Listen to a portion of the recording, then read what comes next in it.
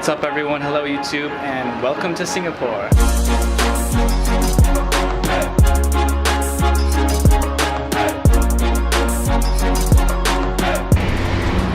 Right now I'm on the eastern side of Singapore called Pasir Ris. I might be pronouncing that incorrectly.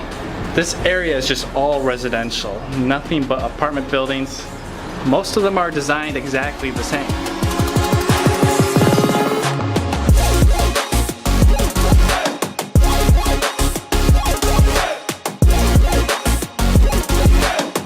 So I don't normally make videos unless I can put a story behind it. I think just putting clips of time lapses and drone footage isn't really entertaining in the end. So I actually wasn't going to make a video about Singapore because I came here with a different purpose, and that was to decide if living in Singapore would be good or not. I want to be able to compare it to where I live in Taipei now and just see what it's like. But I do have a lot of friends and family asking me for video clips, so I'll put together this little montage right now. Of course, there's lots of pros to living in Singapore compared to the rest of Asia, especially. The air is, perfect compared to anywhere else. It's very breathable. I don't feel like I'm gonna die every time I walk outside. The weather, of course, is awesome. Year-round, it's always warm. The summer might get a little too hot. I'm not quite sure on that yet because Taipei also gets very hot. Convenience, well, it's not exactly inconvenient, but I'll get into that in a second. But really, there is a lot of entertainment here. Tons of food, oh my god. You can't go wrong eating anywhere. The food is just awesome everywhere. Lots of diversity with the food choices, and I was quite surprised. The food here is just great all around. So after you read about how everyone loves Singapore and how great it is, there are some things that I didn't know about until I got here.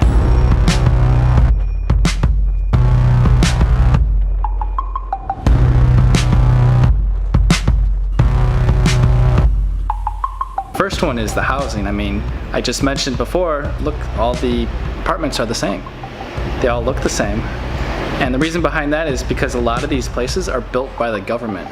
So like the building I'm living in now, or the building my friends live in down the street, you have to apply to live there.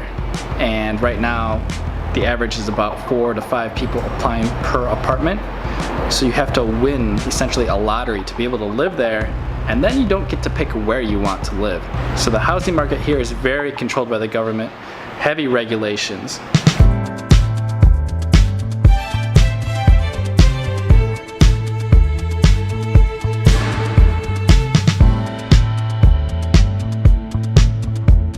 Speaking of regulations, cars are something very heavily regulated. There is a limit on the number of cars that are allowed in Singapore.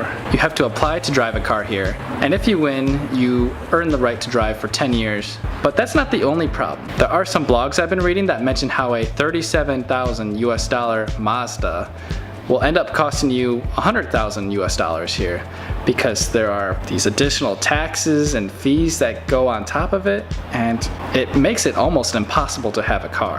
And this is a problem because if you look outside, there are no stores. Look below all of these buildings, there's no storefronts. There's nowhere to get a couple groceries. There's no coffee shops. Like, why aren't there coffee shops down there? There's literally nothing.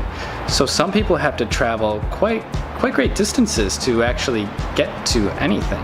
If you look down at the streets, it's kind of strange. The traffic isn't that bad. Downtown, the traffic isn't that bad either, so I feel like they could allow a few more cars, but they're really trying to keep as many off the roads as possible. So since there aren't any storefronts on any of these blocks, the only places to buy things or eat things or get your groceries are at malls. And most of these are located at MRT stations or near the MRT stations. So these are the big hubs across all of Singapore.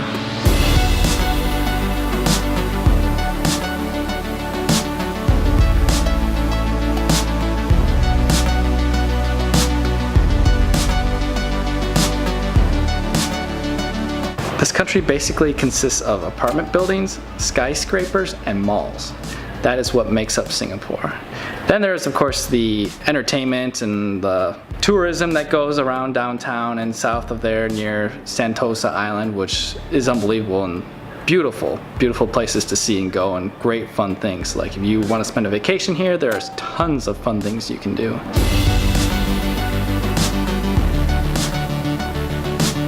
Going back to regulations, There are a number of food and drink items. One item is gum. Not only can you not chew it outside, you'll get a fine, but you can't buy it because my friend just told me that it's illegal to import it into Singapore, so you can't chew gum here. The other item that stood out was alcohol.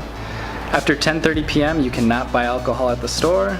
It feels like socialism around here, and this is the first time I've been to a country where socialism is so apparent and you can see it everywhere. Damn.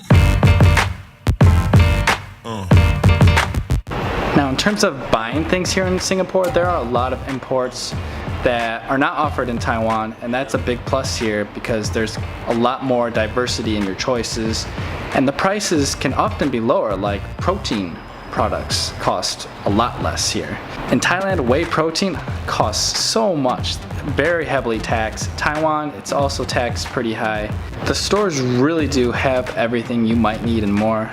On top of that, there are some great delivery services. There's one called, I believe, Red Mart. I might be saying that wrong.